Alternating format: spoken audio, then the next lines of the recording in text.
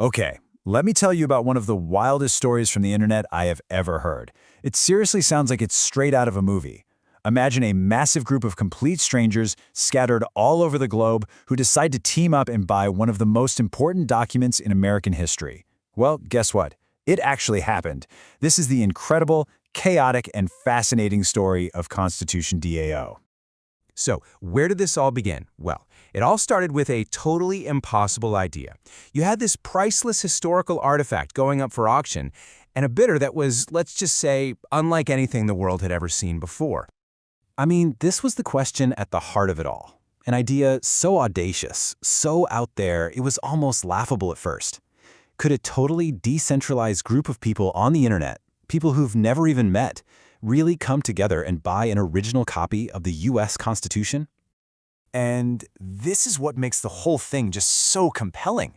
Look, normally when something this valuable goes up for sale, it's a playground for the ultra-wealthy. You know the types: billionaires, huge museums, powerful foundations. But this time, the main competitor was just this massive global community of thousands of strangers and crypto fans. It was the ultimate David versus Goliath story for the digital age. All right, so let's set the scene. It's late 2021. The legendary auction house Sotheby's announces they're selling one of the last surviving, privately owned, first edition copies of the US Constitution. We're not talking about just some old piece of paper here. This is a document that literally shaped a nation. And, well, the internet took notice. So you've got this insane idea, but how in the world do you actually pull it off? This is where a very specific piece of crypto technology came in and became the engine for this whole movement. They formed something called a DAO. It stands for Decentralized Autonomous Organization. Now, the simplest way to think about it is like a digital co-op or a group chat with a shared bank account.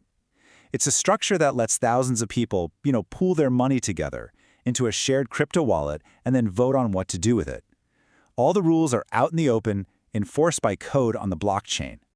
And boy, did they pull their money. In just a matter of days, this brand new community raised over $40 million. Let that sink in for a second. $40 million.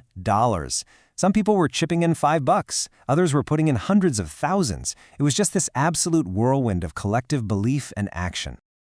The speed was just breathtaking. I mean, this thing went from a crazy what-if idea floating around on the internet to a multi-million-dollar fund in less than a week. It was incredible.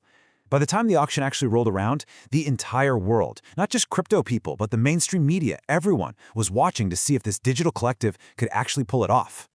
And their slogan? It was perfect. It captured the spirit of the entire thing. We the people.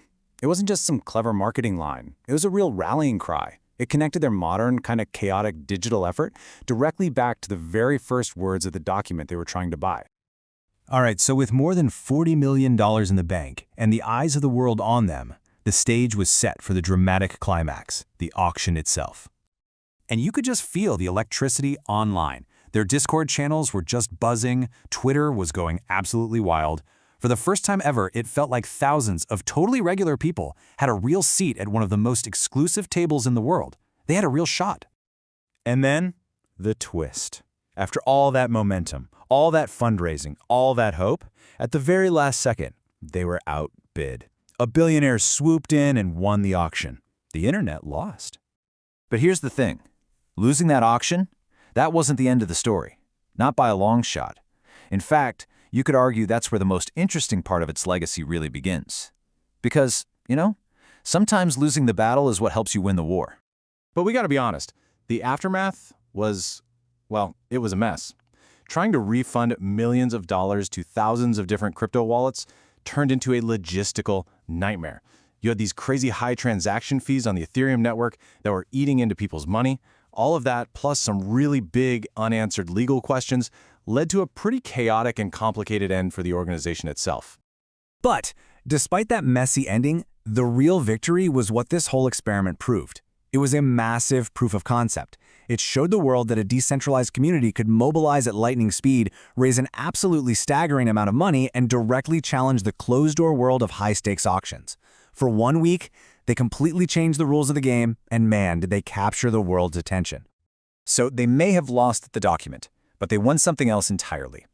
For this brief, kind of magical moment, thousands and thousands of strangers all over the world were completely united by a single, powerful belief that together, we the people of the internet could actually own a piece of our shared history. So yeah, it wasn't a perfect story, but it was a profound one. And it really leaves us with this final fascinating question to chew on. If a DAO, a group of strangers, can get this close to buying the US Constitution, what else is possible? What's the next great impossible idea they're going to try to tackle?